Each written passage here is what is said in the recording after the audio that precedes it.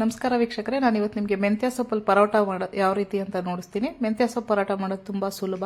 ಮತ್ತು ಚಪಾತಿ ಮತ್ತು ಪಲ್ಯ ಎಲ್ಲ ಮಾಡಿಕೊಂಡು ಟೈಮ್ ವೇಸ್ಟ್ ಆಗುತ್ತೆ ಅನ್ನೋರು ಈ ರೀತಿ ಮಾಡಿಕೊಂಡ್ರೆ ಸಾಕು. ಜಸ್ಟ್ ಇದನ್ನು ನಾವು ಕರ್ಡ್ ಜೊತೆ ತಿನ್ಬೋದು. ಮೆಂತ್ಯ ಸೊಪ್ಪು ಯಾರಿಗಿಷ್ಟ, ಆ ರೀತಿ ಹಂಗೆ ತಿನ್ನೋಕ್ಕಾಗಲ್ಲ, ಯಾರಿಗಿಷ್ಟ ಇಲ್ಲ ಅವ್ರು ಈ ರೀತಿ ಮಾಡ್ಕೊಂಡು ತಿಂದರೆ ಸೊ ಮೆಂತ್ಯ ಸೊಪ್ಪು ಆ ಕಹಿ ಫೀಲ್ ಬರಲ್ಲ ನಿಮಗೆ.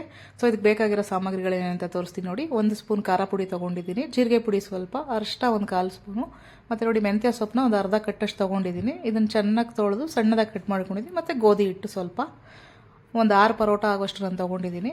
ನೋಡಿ ಇದಕ್ಕೆ ನಾನು ಮೆಂತ್ಯ ಸೊಪ್ಪು ಒಳಗಡೆಗೆ ಸ್ವಲ್ಪ ಸಾಲ್ಟ್ ಹಾಕ್ಕೊಂಡಿದ್ದೀನಿ. ಮತ್ತು ಅವಾಗೆ ನೋಡಿಸ್ದೆ ಅಲ್ವಾ, ಖಾರ ಪುಡಿ, ಜೀರಿಗೆ ಪುಡಿ, ಅರಿಶಿನ ಇಷ್ಟನ್ನು ನಾನು ಹಾಕ್ಕೊತಾ ಇದ್ದೀನಿ.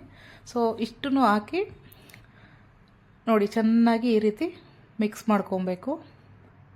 ನೋಡಿ ಹಿಟ್ಟು ಹಾಕ್ಬಿಟ್ರೆ ಕರೆಕ್ಟಾಗಿ ಅದು ಮಸಾಲೆ ಎಲ್ಲ ಮಿಕ್ಸ್ ಆಗಲ್ಲ. ಸೊ ಇದರಲ್ಲೇ ಸ್ವಲ್ಪ ನೀರಿನಂಶ ಇರುತ್ತೆ ಅಲ್ವಾ, ಅದಕ್ಕೆ ನಾನು ಫಸ್ಟೇ ಸೊಪ್ಪು ಒಳಗಡೆನೆ ಎಲ್ಲ ಚೆನ್ನಾಗಿ ಆ ಮಸಾಲೆ ತೋರಿಸ್ದೆ ಅಲ್ವಾ, ಅದೆಲ್ಲ ಚೆನ್ನಾಗಿ ಮಿಕ್ಸ್ ಮಾಡ್ಕೊಂಡಾದ್ಮೇಲೆ ಅದಕ್ಕೆ ಇವಾಗ ನೋಡಿ ಗೋಧಿ ಹಿಟ್ಟು ಇಟ್ಕೊಂಡಿದೆ ಅಲ್ವಾ, ಅದನ್ನು ಹಾಕ್ಕೊಂಡು ಮಿಕ್ಸ್ ಮಾಡ್ಕೊತಾ ಇದ್ದೀನಿ. ನೋಡಿ ಈ ರೀತಿ ಚೆನ್ನಾಗಿ ಡ್ರೈ ಮಿಕ್ಸ್ ಮಾಡೋದ್ರಿಂದ ಸೊಪ್ಪಲ್ಲಿರೋ ನೀರೆಲ್ಲ ಕ್ಲೀನಾಗಿ ಅದು ವಾಚೆ ಬರುತ್ತೆ. ಸೊ ಹಿಟ್ಟಿಗೆ ಆಗುತ್ತೆ. ಫಸ್ಟೇ ನೀವು ಚೆನ್ನಾಗಿ ನೀರು ಹಾಕ್ಕೊಂಡು ಮಿಕ್ಸ್ ಮಾಡಿಬಿಟ್ರೆ ಆಮೇಲೆ ಹಿಟ್ಟು ನೀರು ಬಿಟ್ಬಿಡುತ್ತೆ. ಸೊ ಕರೆಕ್ಟಾಗಿ ಹಿಟ್ಟು ಸರಿ ಹೋಗಲ್ಲ.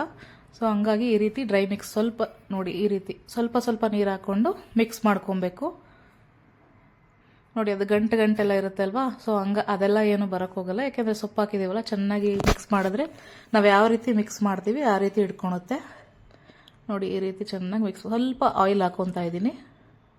ನೋಡಿ ಇಷ್ಟನ್ನು ಹಾಕಿ ಈ ರೀತಿ ಚೆನ್ನಾಗಿ ನಾದ್ಕೊಬೇಕು. ಹೆಂಗೆ ನಾದ್ಕೊತೀವಿ ಅಷ್ಟು ಚೆನ್ನಾಗಿ ಬರುತ್ತೆ ನಿಮಗೆ ಸ್ಮೂತಾಗಿ. ನೋಡಿ ಈ ರೀತಿ ಚೆನ್ನಾಗಿ ಮಿಕ್ಸ್ ಮಾಡಿ. ನೋಡಿ ಈ ರೀತಿ ಬಾಲ್ ಥರ ರೆಡಿ ಮಾಡಿ. ನೋಡಿ ಇದನ್ನು ನಾನು ಒಂದು 10 ಮಿನಿಟ್ಸ್ ಹಂಗೆ, 10 ಮಿನಿಟ್ಸ್ ಏನು ಬೇಡ, 5 ಮಿನಿಟ್ಸ್ ಇಟ್ಟರೆ ಸಾಕು. ನೋಡಿ ಅದನ್ನು ನಾನು ವೀಕ್ಷಕರೇ ಇದನ್ನು ಸ್ಕಿಪ್ ಮಾಡಿದೆ ಕೊನೆ ತನಕ ನೋಡಿ. ಯಾರಾದರೂ ಸಬ್ಸ್ಕ್ರೈಬ್ ಆಗಿಲ್ಲ ಅಂದರೆ ಸಬ್ಸ್ಕ್ರೈಬ್ ಆಗಿ ನೋಡಿ. ಈ ರೀತಿ ನಾನು ನೋಡಿ ಇಲ್ಲಿ ಒಂದು 6 ಪರೋಟ ಆಗಿದೆ. ಸೊ ಇದಕ್ಕೆ ಸ್ವಲ್ಪ ಹಿಟ್ಟು ಹಾಕ್ಕೊಂಡು ನೋಡಿ ಈ ರೀತಿ ಲಟ್ಸ್ಕೊಬೇಕು. ನೋಡಿ ಇದನ್ನು ತುಂಬ ತೆಳುಗೂ ಮಾಡ್ಕೊಬೇಡಿ, ಚೆನ್ನಾಗಿರಲ್ಲ, ಸ್ವಲ್ಪ ದಪ್ಪನೇ ಇರಲಿ. ನೋಡಿ ಇವಾಗ ಹೆಂಚೆಲ್ಲ ಕಾಯ್ದಾಗಿದೆ. ಸೊ ಅದಕ್ಕೆ ನಾನು ಬಿಸಿ ಇದೆ ಚೆಕ್ ಮಾಡ್ಕೊಂಡು ಹಾಕ್ಕೊಂಡೆ. ನೋಡಿ ನೀವು ತುಪ್ಪ ಇದ್ದರೆ ತುಪ್ಪ ಹಾಕ್ಕೊಬೋದು, ಇಲ್ಲ ಬೆಣ್ಣೆ, ಇಲ್ಲ ಸ್ವಲ್ಪ ಆಯಿಲ್ ಹಾಕ್ಕೊಬೋದು, ಏನಾದರೂ ಹಾಕ್ಕೊಬೋದು. ನೋಡಿ ತುಂಬ ಜಾಸ್ತಿ ಏನು ಬೇಕಾಗಲ್ಲ, ಲೈಟಾಗಿ ಬ್ರಷ್ ಮಾಡ್ಕೊಳ್ಳಿ ಸಾಕು. ನೋಡಿ ಈ ರೀತಿ ತುಂಬ ಹೊತ್ತು ಏನು ಬೇಯಿಸೋದು ಬೇಕಾಗಿಲ್ಲ, ಕಲ್ಲು ಚೆನ್ನಾಗಿ ಕಾದಿದ್ರೆ ಸೊ ಬೇಗ ಆಗುತ್ತೆ. ನೋಡಿ ರೆಡಿಯಾಗಿದೆ.